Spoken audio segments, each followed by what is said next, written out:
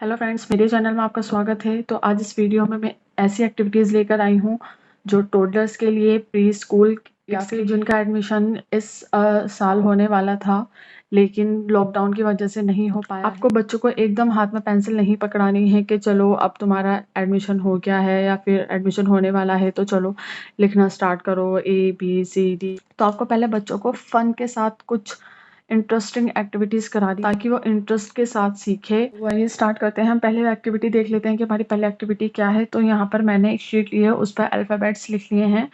तो इस पे पूरे अल्फ़ाबेट्स नहीं आए हैं क्योंकि मैंने थोड़ा गैप देकर और बड़े-बड़े लिखे हैं ताकि बच्चे को अच्छे से एक-एक अल्फ़ाबेट आसानी से समझ आए, वो आइडेंटिफ़ाई करना सीख जाए। आप कॉपी भी ले सकती हैं या शीट भी ले सकती हैं। आपके पास जो हो आप वो पेपर यूज़ कर सकती हैं। तो यहाँ पर करना क्या है, आपको पहले बच्चों को आइडेंटिफाई करना सिखाना है कि देखो ये ए है, बी है। तो अब किस तरह आपको क्या करना है, जैसे यहाँ पर कुछ ABCD ले लिए हैं प्लास्टिक्स में, ये आपको इजीली किसी भी टॉय शॉप पर या फिर स्टेशनरी की शॉप पर मिल जाएगी। तो आपको क्या करना है, अब ये आपने लिए हैं। अब मैंने यहाँ पर पूरी ABCD नहीं लिखी है, L तक लिखी है। तो आपने क्या करना है, आपको बच्चों को बताना है कि देखो जैसे ये ए है तो ए आपको क्या करना है, ये आपके पास मिक्स है सारे अल्फ़ाबेट्स।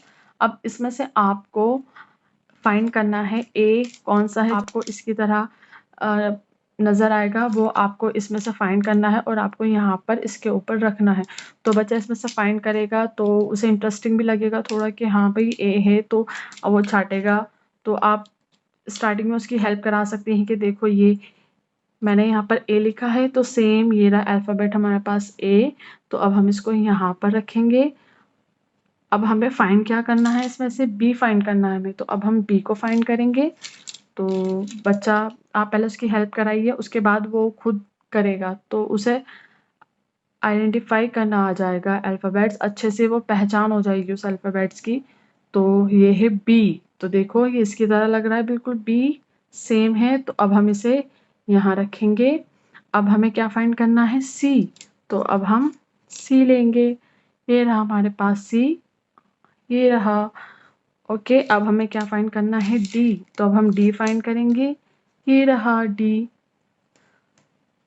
तो इस तरह आप उसे ऐसे सिखा सकती हैं। अगर आपके पास ये प्लास्टिक में नहीं है, आप कोई स्क्वायर टाइप में या कोई भी शेप में छोटी शीट्स काट सकती हैं, कार्ड बनाकर उस पर अल्फ़ाबेट्स लिख सकती हैं। अब इसके बाद मैं आपको दूसरी एक्टिविटी बताती हूँ। सेकंड एक्टिविटी में अगर मैंने बताया है कि अगर आप अपने बच्चों को काउंटिंग सिखाना चाहती हैं तो आप इस मेथड से सिखा सकती हैं। बहुत ईजी है, बहुत इंटरेस्टिंग है, आपके बच्चों को भी बहुत अच्छा लगेगा।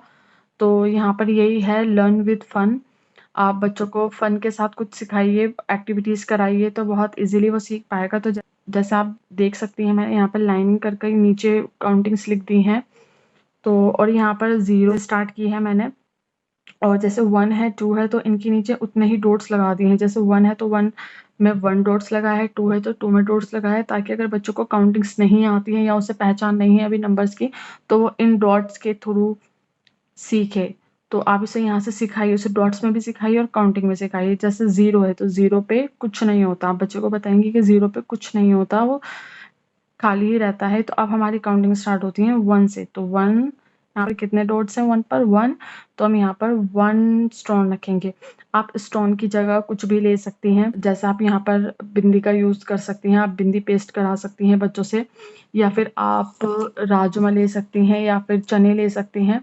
तो इस तरह से आप चीज़ें ले सकती हैं। ये मेरे पास एक्वेरियम स्टोन्स हैं, आप ये ले सकती हैं। अगर आपके पास ये अवेलेबल नहीं है तो आप चिंता मत करिए, आप इसकी जगह कोई स्टोन्स ले सकते हैं जो एम्ब्रॉयडरी में यूज़ होते हैं, या फिर आप राजमा या चने ले सकती हैं, या फिर बिंदी का यूज़ कर सकती हैं। आप बिंदी पेस्ट कराकर भी आप ये एक्टिविटी करा सकती हैं। तो मेरे पास यहाँ पर स्टोन थे तो मैं इनका यूज़ कर रही हूँ। अब जैसे यहाँ पर 2 है तो यहाँ पर आप बच्चों को बताइए कि 2 पॉइंट्स हैं।